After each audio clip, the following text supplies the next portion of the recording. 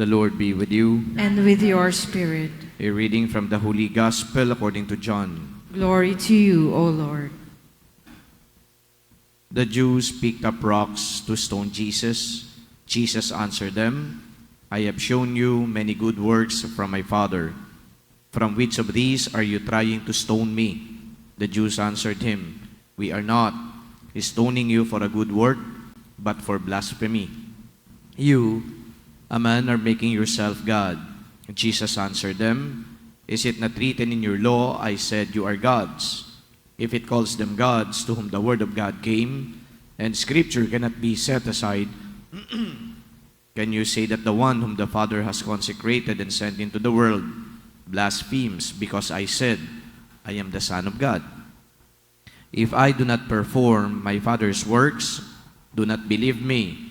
But if I perform them, even if you do not believe me, believe the works, so that you may realize and understand that the Father is in me and I am in the Father.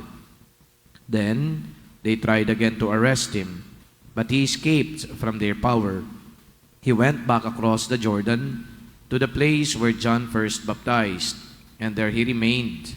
Many came to him and said, John performed no sign, but everything John said about this man was true, and many there began to believe in him.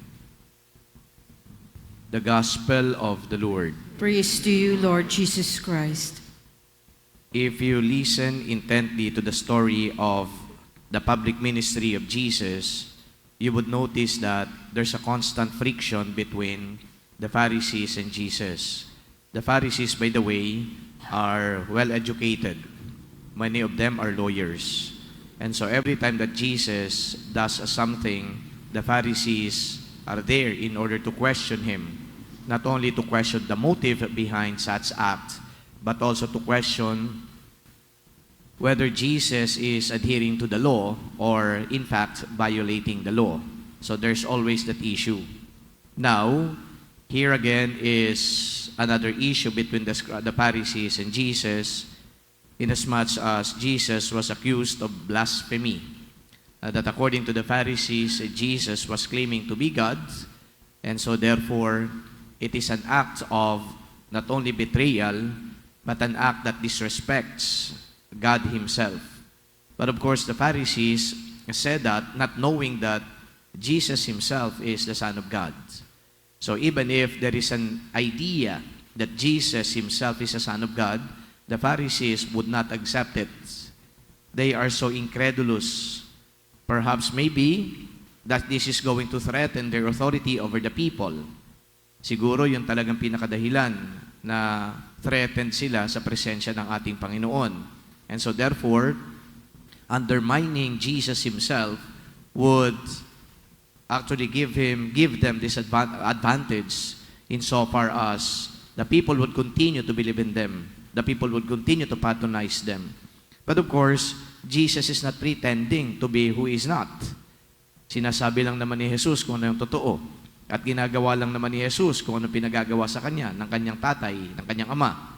Kaya ang nangyari dito, sinabihan ni Jesus yung mga Pharisees, o kung kayo ay hindi naniniwala talaga sa akin, hayaan ko na hindi kayo maniwala, but at least, paniwalaan ninyo yung aking ginagawa.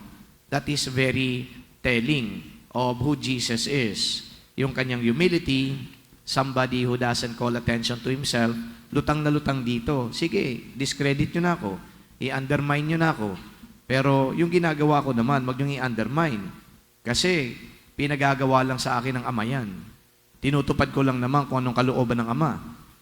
Kaya itong mga ginagawa ko, nagbe-benefit actually yan sa mga tao. So, the humility of Jesus is very pronounced. Somebody who doesn't call attention to himself. Somebody who always points to the Father. Yung kanyang pagtuturo sa Ama, it's not also to reject accountability. Yung pagsasabi na, ito naman ay ginagawa ko dahil ito ay sinabi ng Ama, pinagagawa sa akin ng Ama, hindi yung para umiwas siya sa pagiging answerable kung ano man yung magiging resulta nito. Kundi ine-emphasize siya dito na yung obedience niya ay ando doon din. So we see not only the humility of Jesus, but also the obedience of Jesus. Dalawang values na yan. Yung una, kapakumbabaan niya na, ay, yung ama ang nagpapagawa sa akin ito.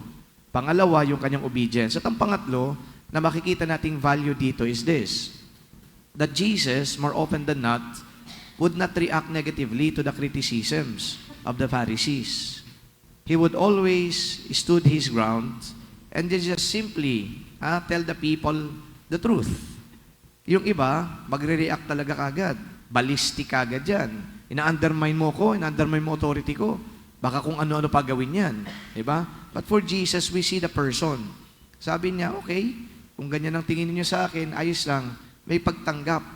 So yung kanyang pagiging cool sa lahat ng ganitong situation, kitang-kita natin. Siguro kung meron mang isang situation sa Gospels na nakita natin na si Jesus ay naging ballistic, ay yung tinatawag nating righteous anger doon sa temple. When in fact, Christ actually made a sin, so to speak, kasi pinalayas siya talaga yung mga nagbebenta doon sa loob ng templo. Pero in many instances, that he was challenged by the Pharisees, he was always composed. He was always so cool because he's very much, confident that God is there for him. Yung message ko dito sa last point na to, napakasimple lang. Minsan, tayo ay dumadaan talaga, sa napakaraming mga pagsubok. I will use again the word pagsubok. Dumadaan tayo na parang na-undermine tayo. Dumadaan tayo sa, mga situations na parang masyadong binababa yung sarili natin. But then again, if we know very well that God loves us, that God is there for us, why are we going to react negatively to it? Just remain confident. Just be who you are. Because God sees you and you are not somebody na katulad ng pagmamaliit na ginagawa ng iba. Yun ang nakita ko dito kay Jesus.